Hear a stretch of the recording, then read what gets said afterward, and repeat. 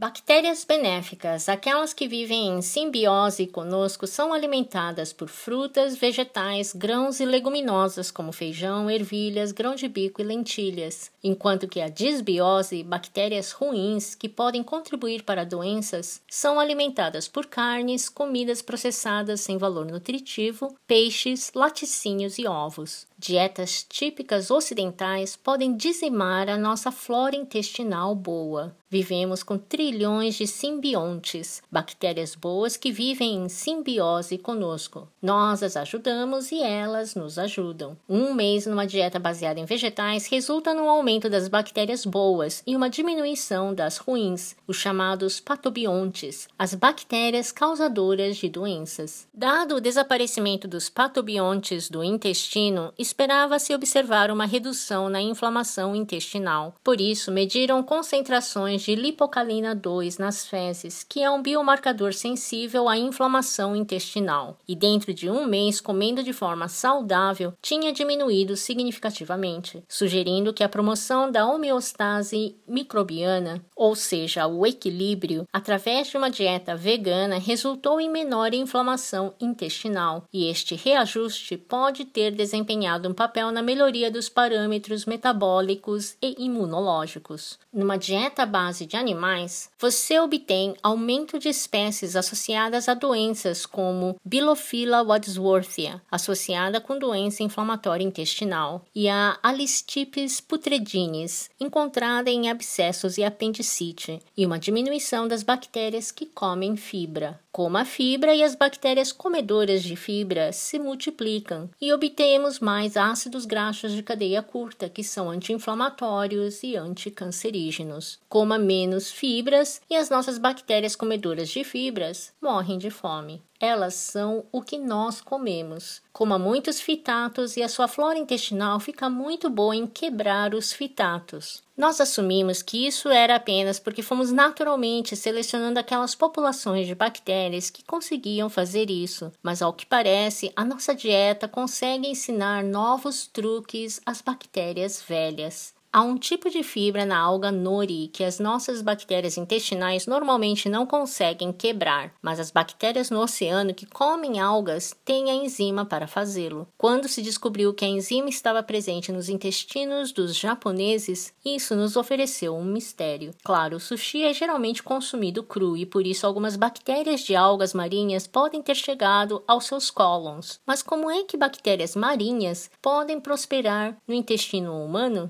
Não precisam. Elas transferem a enzima comedora de nori para as nossas próprias bactérias intestinais. Consequentemente, o consumo de alimentos com bactérias ambientais é o mecanismo mais provável que promoveu a atualização enzimática nos nossos próprios micróbios intestinais. É quase como uma atualização de software. Temos o mesmo hardware, as mesmas bactérias intestinais, mas elas atualizaram o seu software para mastigar algo novo. Mas o hardware também pode mudar. A razão pela qual isto é chamado o caminho para o coração de um homem é através do seu intestino e microbiota é porque eles estavam falando sobre T-mal, o óxido de trimetilamina. Algumas floras intestinais podem pegar a carnitina da carne vermelha que comemos ou a colina concentrada em laticínios, peixes e ovos e convertê-la num composto tóxico que pode levar a um aumento no risco de ataque cardíaco, AVC e morte. Isto explica o porquê daqueles que comem uma dieta mais à base de vegetais terem concentrações sanguíneas mais baixas desse composto, e eles também produzem menos desta toxina, mesmo se eles comerem um bife de carne. Você não vê a mesma conversão, sugerindo uma resposta adaptativa da microbiota intestinal nos onívoros. Elas são o que nós damos a elas para comer.